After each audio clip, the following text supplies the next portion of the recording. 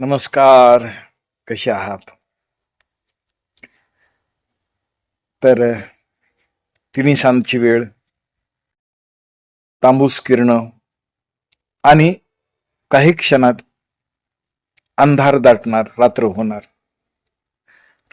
अशा या प्रकाश आणि अंधाराच्या या तिन्ही सांदेला आपलं मनातलं, आपल्या भावनेतलं आणि या जीवनाकडे पाहण्याचा जो उदात्त हेतू आणि उदात्त दर्शन असा हा जीवन प्रवास.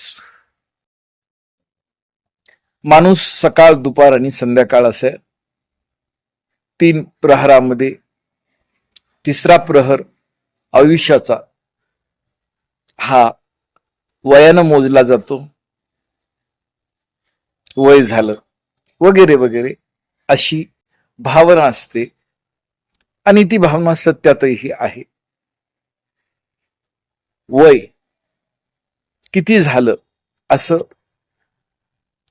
सरासरी माणसं, आपली परिचितच माणसं विचारतात. बाकीच्यांना तर लक्षात येतच. वयाचा अनुमान आणि वयाचा शरीराचा अंदाज घेऊन तुमचं वय आता 60 पार झालं असेल असं वाटत असतं. पण ज्याचं त्याचं मन कधीही मानत नाही की आपण वयानं मोठी झालो आहोत. आपला अंतरेचा भाव हा कधीही चिरतरुण असतो, बालक असतो. आणि खेळकर असावं पण खोडकर नसावं. खेळकर असावं पण खोडकर नसावं. असावं आणि नसावं अशातला हा भाग आहे. पण कित्येक माणसं आपल्या वयाच्या मर्यादा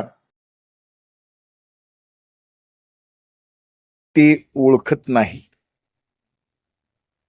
आणि सभ्यतेला धरून आणि आपला आवाका आयुष्याचा हे ओळखत नाही. चरित्र ते उच्चारावे. शेवटपर्यंत माणसाचं चरित्र हेच सुखकर जीवनाचा आयुष्याचा प्रवास असतो. पहा, चरित्र जपलं पाहिजे. थोडक्यात काय तर चांगलं वागलं पाहिजे एवढंच. क्षण क्षण आपण स्वतःचं चिंतन केलं पाहिजे. नेमकं आपण आहोत काय आणि आपण जगायचं कसं, हे प्रत्येक वयातील माणसांना तितकंच गरजेचं आहे. कारण चरितार्थ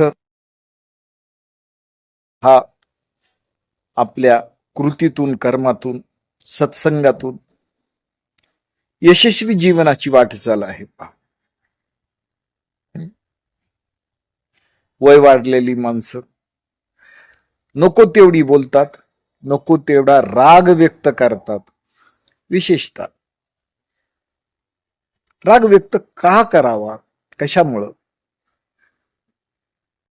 आपण स्थितप्रज्ञ अवस्था न हर्षती न द्वेषती न कांक्षती ही भावना खरंच जपली पाहिजे. प्रपंच आणि परमार्थ करताना चरित्र, चरितार्थ आणि जीवन मूल्य जपलीच पाहिजे, जगलीच पाहिजे. कुणाची बरोबरी करण्याच्या नादामध्ये आपण घडतोत कसे किंवा बिघडतोत कसे हेही तितकंच महत्वाचं आहे. देखावा प्रत्येक वेळेला करणंच गरजेचं नसतं. कधी कधी आटोपशीर आणि आपल्या मर्यादा ओळखून आयुष्य छान जगता येतं. जीवन महान आहे, जगणं आनंदात आहे. शरीरालाही अति कष्ट नको आणि इतकंही आळसटलेलं वृक्षतेचं आणि अप्रसन्न चेहरे करून पडीकपणा तोही नको.